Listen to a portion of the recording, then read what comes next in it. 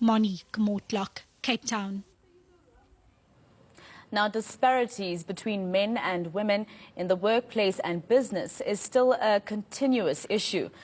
Women are calling on government to make empowerment more accessible. This will be done by engaging with a series of online petitions and virtual protests at the end of August to sign off Women's Month. I'm joined by Doris Sithole, Women of South Africa spokesperson. Doris, thank you very much for joining us. Now, this has been an issue for years now with women, basically being behind all the men. Sometimes in positions, a woman will actually have more qualification to take up a position in a company, but a man is given the job because she just happens to be a woman. Tell me more about these petitions that you'll be doing towards the end of the month.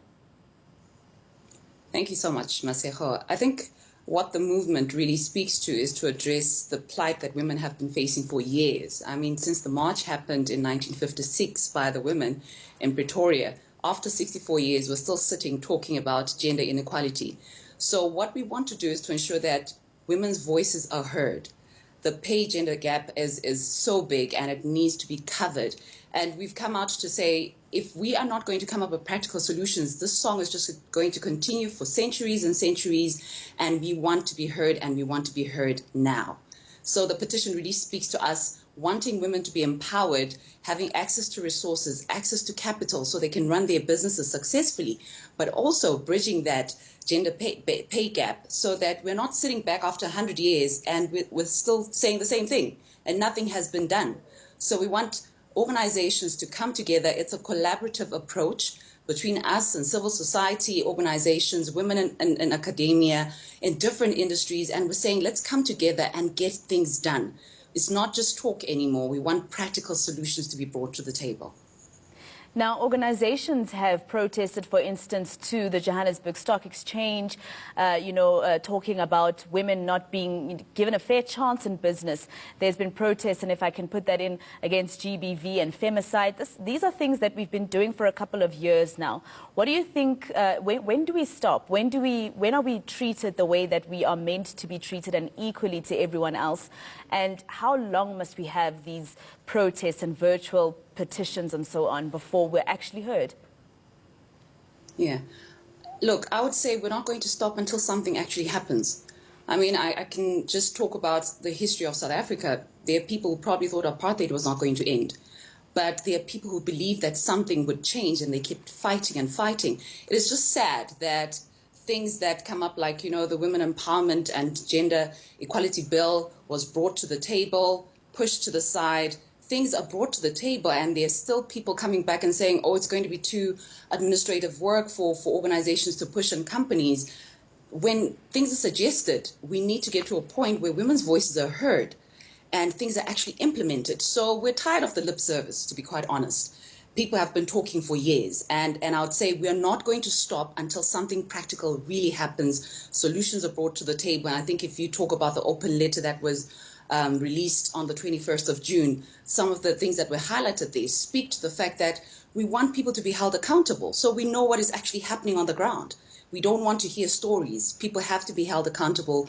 Equitable funding allocations, we want to see that from the funding agencies. We want to know what is actually happening on the ground and tap into all the different groups of women, whether it's urban areas, rural areas.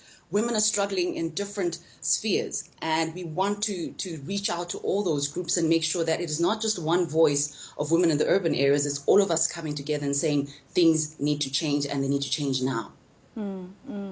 Now, obviously the history of patriarchy has put us in this position, and it's a very long history that needs to be corrected, and it's taken quite a while.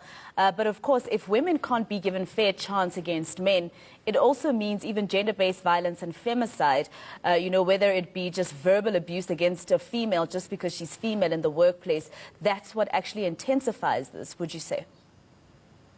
Yes, no, definitely. I mean, research also shows that there is a link when you're talking about patriarchy and the fact that some women struggle to deal with abuse. Men become overbearing, but also in line with what we're really pushing for.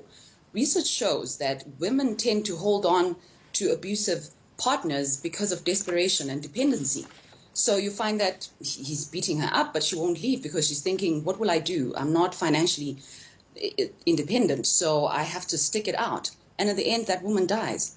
So it is sad that we are still in that situation, and GBV is costly. KPMG released a report in 2014 talking about the fact that ignoring GBV is going to cost us a lot of money. So it does have a bearing on our economy, but also there is a link between GBV and inequality when it comes to the economy, and just not having that balance and ensuring that women are empowered so they can walk away from an abusive relationship because they can look after themselves.